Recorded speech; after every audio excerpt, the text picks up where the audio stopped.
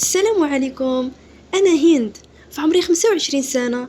مات ماما وخلاتني في عمري 3 سنوات، وعمتي قالت لبابا تزوج. شفت ليه واحد المرأة كانت مطلقة. المهم بابا قبل وتزوج. كانت هي عندها بنيته في نفس العمر ديالي، سميتها ليلى. كبرنا قاع بحال بحال.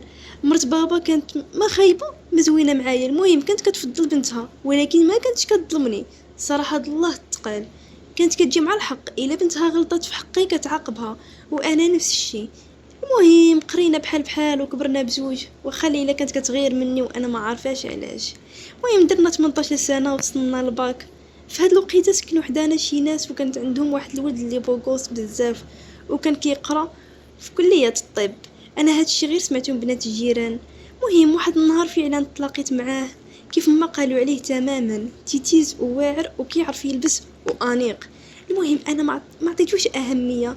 واحد النهار وانا غاده عند صاحبتي حتى سمعتو كيعيط ليا، وانا ننظر عنده. قال لي عافاك بغيت نسولك. قلت ليه تفضل. قال لي شنو سميتك؟ بعدا شرفيني بك. قلت لي سميتي هند. قال لي انا مراد. وانا نقول ليه تشرفنا. قال لي فين غاده؟ قلت لي غادا غير عند واحد صاحبتي في الحومه هنايا. قال لي حتى انا غادي لتما عند واحد صاحبي. وانا فرحت، بقينا غاديين وكندوي وكنجيبو في الهضره ونديوها، حتى تلاقينا بختي ليلى. وهي بقات كتشوف مراد، ومدات ليه يديها هكا. قالت لي انا سميتي ليلى. المهم تعرفوا، وهو سلم عليها وقال لها ها شنو سميتي وها شنو سميتي. المهم هي قالت لي راه ماما راها باغاك هند. المهم انا خليته مشيت للدار تيقتها، وهي غير كذبت عليا باش تفسدها عليا، حيت كانت كتكرهني وما كتحملنيش وكتغير مني. رجعت انا وليلى اختي للدار، ودخلنا لبيتنا. مر ما جمعت انا الدار وصلت للماعن، وهي كتقول لي ليلى شكون هذاك البوغوس اللي كنتي معاه؟ قلت لها هذاك هو ولد الجيران الجداد. قالت لي واد غيا طيحتيه في الشبكه. بقيت كنضحك، قلت لها واش من نيتك؟ قلت لها ان شاء الله دابا نتزوج به انا وياه، وهي الغيره كتقتلها. انا عندي غير نيه وحده، وهي الفعه، والفعه كبيره. ما كانش كيصحاب ليا انها غادي تطيحني في اكبر المصائب بسببها هي. المهم ولينا انا ومراد ديما كنضحكوا، كل نهار كنتلاقاو وكنخرجوا مع بعضياتنا. الصراحه هو ظريف بزاف وضحوكي وزوين. المهم وليت كنتصل بيه ما كيجاوبنيش، وكيتجنب يتلاقى بيا. انا ما فهمت والو. واختي ليلى دائما كتسولني عليه، اشنو درتي مع مراد؟ المهم كتسولني عليه وكتبغي تجبد الهضره منه. قلت لها راه مراد راه ما بقاش كيدوي معايا وتقلب عليا. ما عرفتش شنو درت له. قالت لي راه غيكون ملغي منك ومن هضرتك الممله. الصراحه انا ضحكت وسكت. وهي تجي مرت با قالت لها ليلى جمعي درابك، راه بابا قطع لك في التران، حيتاش هي كل عطله كانت كتمشي لها عنده كدوزها معاه. المهم ليلى اختي مشات عند باها دوز معاه العطله، وانا بقيت بوحديتي. حتى لواحد النهار تلاقيت به في واحد السناك، وهو يجي يجلس حدايا. قلت له غبرتي علينا.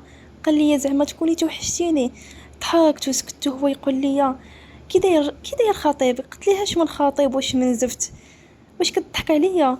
قال لي راه ليلى اختك اللي قالت لي بلي راك تخطبتي.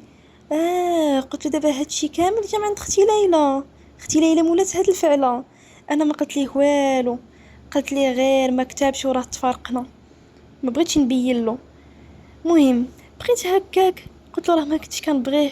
المهم غير كذبت عليه وصافي. وهو السيد يرجع كيف ما كان من قبل.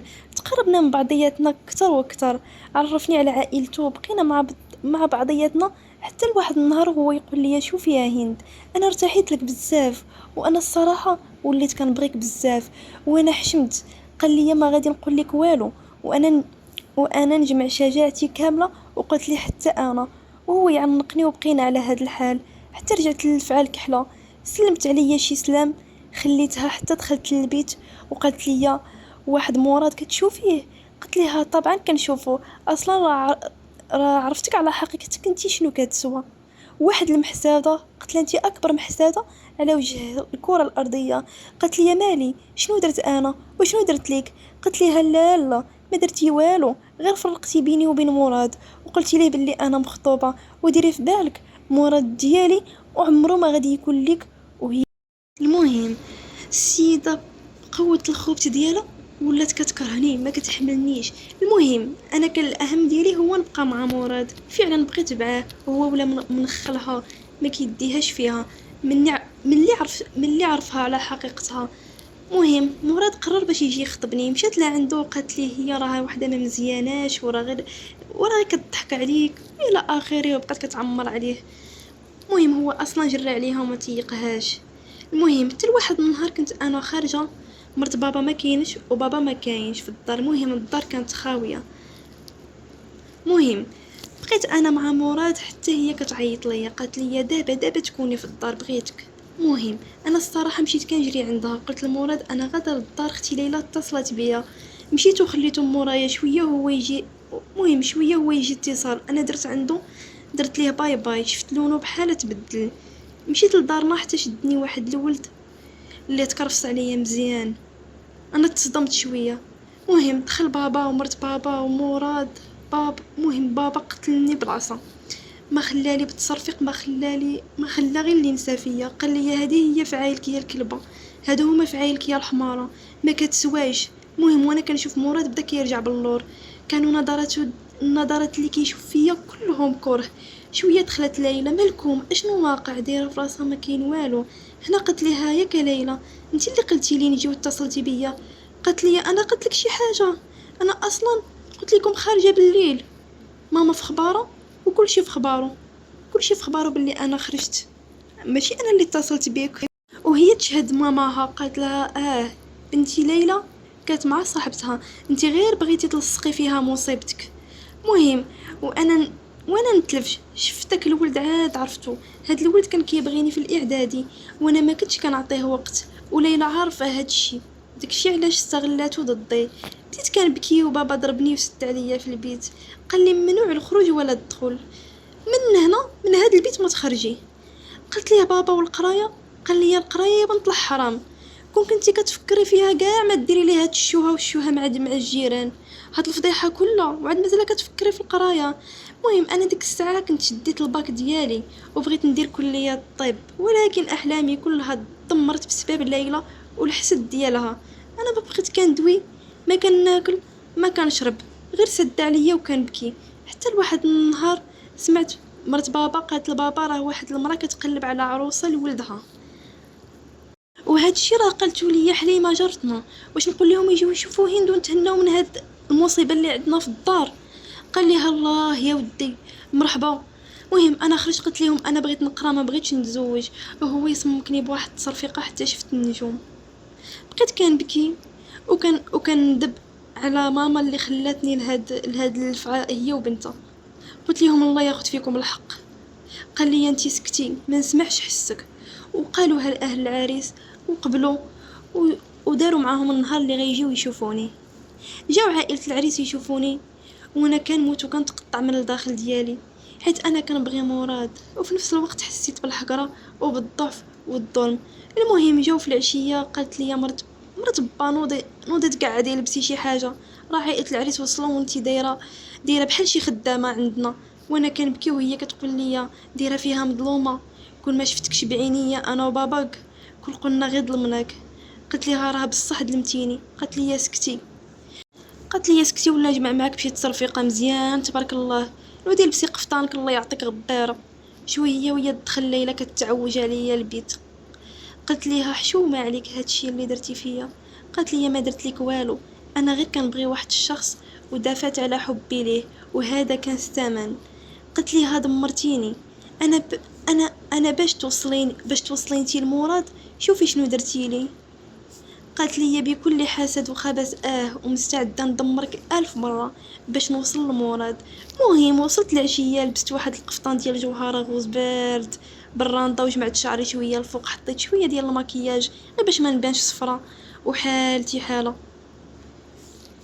مهم دخلت سلمت عليهم. العريس سميتو انس زوين حتى هو ما بيش، لابس مزيان قاري وخدام في واحد الشركه خدمه زوينه، عنده الطوموبيل واخت وحده متزوجه وساكن غير هو وامه، باه متوفي. المهم شفنا بعضنا، هو كان زربان على الزواج وانا عاوتاني عائلتي بغاو غير امتى يتهناو مني. المهم حدوا العرس من بعد شهر.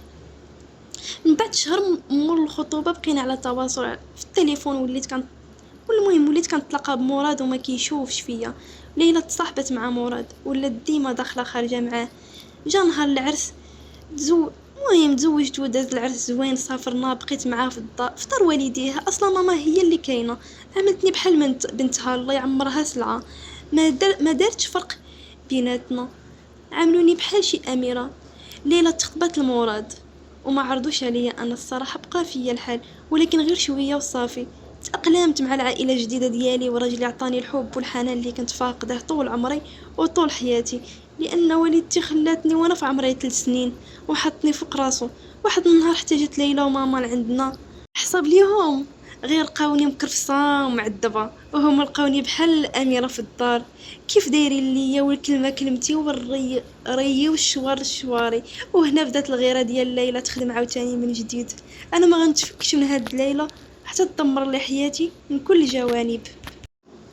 ملي ليلى شافتني عايشه بخير ومرتاحه في حياتي، بغات تنكدها عليا عاوتاني كيف العاده، ومشات عند عجوزتي وقالت ليها انهم حصلوني مع واحد في الدار، وكنا في وضع لا اخلاقي الى اخره. وقالت نفس الهضره لراجلي، وهادشي اتصلت به بالتليفون بنمرة انكونو ما معروفاش، وخلاتو بدا كيشك فيا وكيسولني كل شويه على الماضي ديالي. المهم عجوزتي تقلبت عليا، وراجلي تبدل عليا، ولا كيسبني بزاف، ولا عنيف معايا، ورجعت عايشه في الجحيم.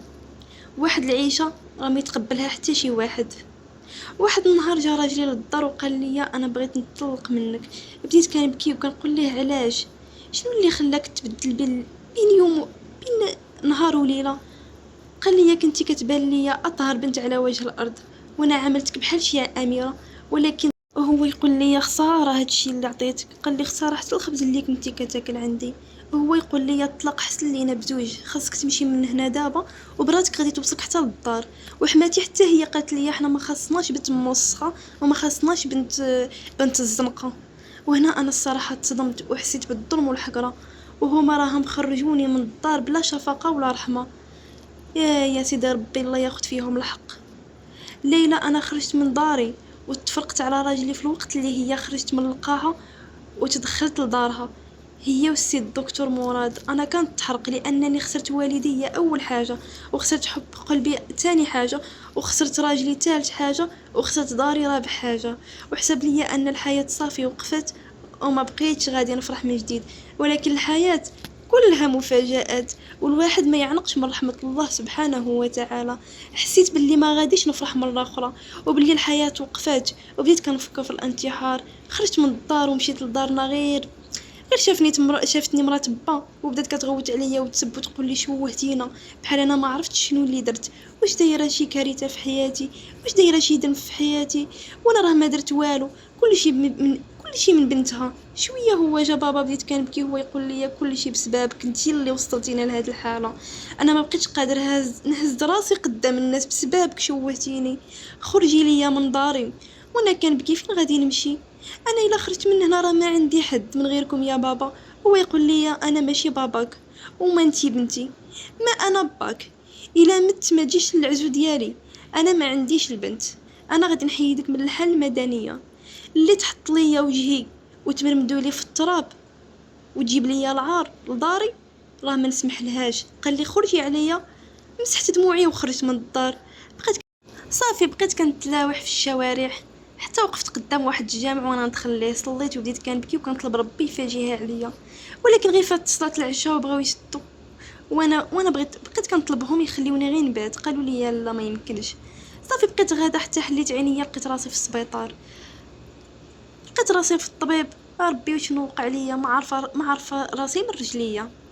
المهم قلت للطبيب عافاك قول لي شنو وقع ليا. قال لي راه ضرباتك طوموبيل. شويه دخلت عندي واحد البنت تكون المهم قدي قطه، قالت لي شوفي سمحي لي واللي بغيتي نديرو معاك، غير ما ترفعيش عليا الدعوه راني كنت سكرانه وما عارفاش شنو درت. المهم بقيت هكاك، دخل المحامي وواحد خوها كيهضروا شي هضره اللي ما فهمت منها والو، كيطلبوني وعرضوا عليا اللي فلوس صحيحه. قلت لها شوفي انا ما رافعه عليك لا دعوه لا والو، غير سير كوني هانيه، وفلوسك ما خاصنيش، غير سيري لداركم مرتاحي وكوني هانيه. قالت لي انا غدا غادي نرجع نشوفك. ديك الليله في السبيطار وفي الصباح جات عندي وجابت لي الفطور كيف داير وكيف عامل. قالت لي مالك ما اتصلتيش بعائلتك؟ قلت لها انا راه مقطوعه من الشجره، ما عندي حد هنايا. وهي تقول لي فين ساكنه؟ قلت لها انا ما ساكناش. وهي تقول لي مالكي كتضحكي عليا؟ قلت لها والله ما ساكنه. حتى بديت كنبكي، ما حسيتش بدموعي اللي بداو هابطين. المهم حكيت لها قصتي وهي بقيت فيها بزاف. قالت لي غادي تمشي معايا للدار داب. فعلا مشيت معاها. جا الشيفور باش يديها واحد الطوموبيل اللي واو، واحد الطوموبيل اللي ما شتي كتجيب الهيبه. المهم كنشوف كيفاش كيقول ليها تفضلي يا لاله مريم، هي سميتها مريم، وكيعطيها التحيه باللي كيدوي معاها. كيفاش انا ركبت غير في الطوموبيل بوحدها بحال شي دار. الطوموبيل اللي ركبنا فيها بحال شي دار. قالت لي دينا للدار. مشينا للدار. واش من يا دار واش من يا قصر، وقصر وقليل في حقها. دخلنا الخدامات تلاقاو لينا، وصات عليا الخدامات داروا لي بيت وجابت لي حوايجي. المهم كساتني من راسي لساسي. ارتحيت مزيان، حسيت براسي عايشه في هذه الدنيا. واخا غير وقت قصير، بقيت معاهم غير سيمانه، ولكن فرحت وحسيت براسي انني انسانه وعايشه حتى انا في واحد. المهم ممكن نقولوا ربي سهل عليا. الصراحه من بعد قلت لها شوفي يا اختي مريم، انا كنحس براسي متقله عليك وما بقيتش باغا نزيد نبقى معاكم مازال. انا بغيت نقلب على خدمه ونبدا من جديد. وهي اقترحت عليا نخدم عندهم في الشركه ديالهم، وانا قبلت وهما دفعوا. المهم دفعوا لي الدار والطوموبيل وبديت حياتي من جديد. كنخدم وكنجي لداري. انا كنت شاده الباك، رجعت كنقرا وكملت قرايتي. مريم كان عندها 2 خواتات وعندها 2 خوت دراري، واحد في امريكا هو الصغير، وواحد كبر منها سميتو سعد، كان مزوج ومات ليه مرته وخلات ليه بنت صغيره. كانت دائما مريم كتعرض عليا الزواج منه وتقول لي علاش ما تزوجيش خويا. الصراحه مريم كانت كتقول لي علاش ما تزوجيش خويا. انا كنت كتهرب من الزواج حيت التجارب ديالي مع الحب ومع الزواج كانت تحت الصفر. ما بغيتش نرجع نعيش نفس الشيء من بعد هاد التعب كله. كنت دائما كنرفض. وهو كان مقابل خدمتهم في مدينه اخرى. واحد النهار جا الشركه اللي انا خدامه فيها. انا تلاقيت معاه، كنت خارجه من واحد الاجتماع، شفتو ولكن ما عرفتوش راه هو خو مريم. والصراحه تيتيز ما بيناش عليه، كان مزوج وارمل واب. المهم انا فتو ومشيت حتى السلام ما قلتهاش ليه. دخل البيرو ديالي شويه حتى هو تبعني ودخل بلا ما يستأذن. قلت ليه فين داخل؟ ما كتعرفش تدق الباب. هو بقى غير كيشوف فيه. المهم بقيت كنتغوت معاه صافي. هو يقول لي شوفي انا راه هو مول الشركه، انا راه خو مريم. بقينا هكا كندويو. الصراحه ارتحيت ليه وعجبني حيت زوين في وجهه، حتى اخلاقه وتربيته عاليه. وافقت. قال لي نخطبك من عند عائلتك. قلت له لا ما بغيتش. قال لي لا والو، نخطبك من عند عائلتك. انا حكيت ليه شنو واقع بيني وبين عائلتي، وكيفاش كيفاش مرت با دمرات ليا حياتي، وشحال ديال المشاكل دارت ليا. وعاودت ليه كل شيء مني كنت صغيره الى حد الان. الصراحه هو بقى مصر انه يمشي يخطبني من عند اهلي، واضطريت نمشي لعند عائلتي من بعد ما جراو عليا ومن بعد ما داز عام على فراقي معاهم. مشيت لدارنا، دقيت في الباب. خرجت ليا مرات با بقات كتشوف فيا. هما يصحاب ليهم انا غادي نموت وغادي نتشرد. ولكن انا مني خرجت من الدار عاد بدات حياتي من جديد. المهم قلت ليها السلام وهي تعيط على بابا. قالت ليه تعالى تشوف المونيكا ديال بنتك راها رجعت عندنا. جا بابا شاف فيا وفاتني ودخل. انا دخلت تبعته. قلت ليه شوف انا ما جيتش باش نبداو المشاكل. وبديت كنقول له شوف انا راه ما باغا منك والو. وقلت له انا ما جيتش نسمع هنا ديك الهضره ديال وسخت لكم السمعه ولا شي حاجه. انا جيت على قبل واحد الحاجه صافي. قال لي يا بابا شنو هي هاد الحاجه اللي جابتك من مور ما بقيتي ضايعه عام كامل في الزناقي؟ قلت لي بصح داز عام باش خرجت من هاد الخربه، ويا ريت لو كان خرجت من قبل هكا. يا ريت، حيت انا كان كيصحاب لي الا خرجت غادي نموت. ولكن انا ملي كنت عايشه معاكم ملي كنت ميته وما فخباريش. وهي تقول لي يا مرات با دابا علاش جيتي ملي عاجبك الحياه ديال بنات الموسخات ديال الموسخه؟ قلت لها انا بزاف عليك انتي وهذيك المعوده ديال بنتك. انا جيت حيت اليوم غادي يجي واحد السيد يخطبني من عندك بابا. انا قلت ليه بلاش، وهو مصر يخطبني من دارنا. داكشي علاش واش دروسكم على هاد الاساس بقاو غير كيشوفوا فيا، وانا درت رجل على رجل في الصالون. اصلا بدلت اللوك ديالي، صبغت شعري، لبسي تبدل، حياتي تبدلت اصلا. داكشي علاش مرات باي صحاب ليها انا خرجت الطريق شويه وهي تدخل ليلى. انا الصراحه ما عرفتهاش، ضعفت وخيابت الصراحه. ولات بحال شي سعايه، جات سلمت عليا وبقات ساكته وكتشوف فيا. انا فتهم، المهم فتهم وقلت لهم خليني نطلع شويه للسطح نتنفس شويه ونشم الهواء. وانا نتلاقى مع بنت جيراننا اللي ساكنه فوق منا. قالت، وهي تقول لي يا بنت الجيران هاي هاي واش هذه هبه ولا كذبت؟ قلت لها لا لا انا هي. عنقتني مسكينه، قالت لي توحشناك فين هاد الغبور. انا عاودت ليها شنو وقع وكيفاش تغيرت حياتي، وضحكت لي الدنيا من تا وجديد.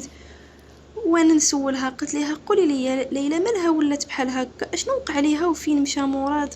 قالت لي ليلى بقات مع مراد شي 6 شهور شويه وجاتو المنحه باش يمشي يقرا في فرنسا، وهو طبعا ما ضيعش الفرصه مشى وخلاها، وهي غير الفقصه اللي دارت لي هكاك. وانا الصراحه حسيت بحقي رجع ليا وحسيت براسي ارتاحيت.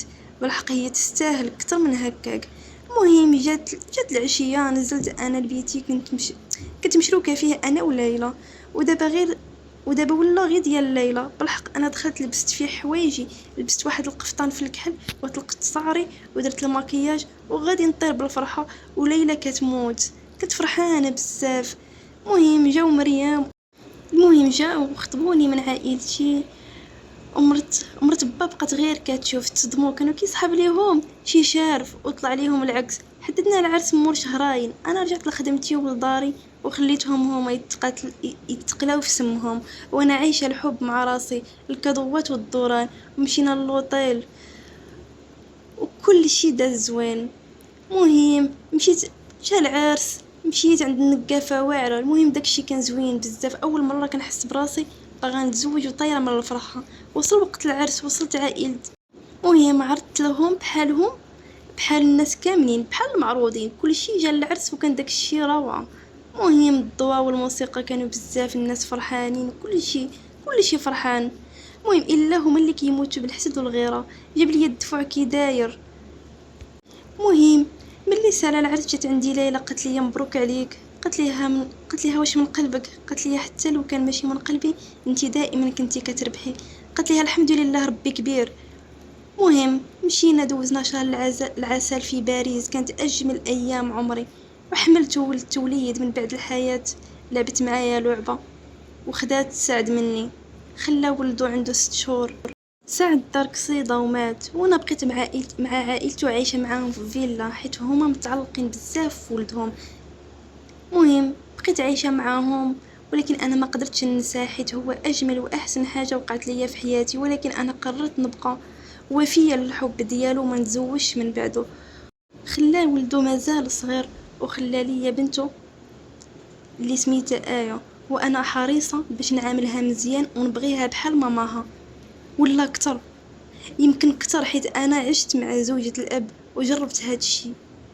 دابا حياتي هي الخدمه وولادي آية وعالي، وعائلتي هي عائلة راجلي، اما بابا ومرتو فما كنشوفهم مره. اما ليلى ما كنشوفهاش، ولكن سمعت انها سافرت للامارات وعايشه تماك.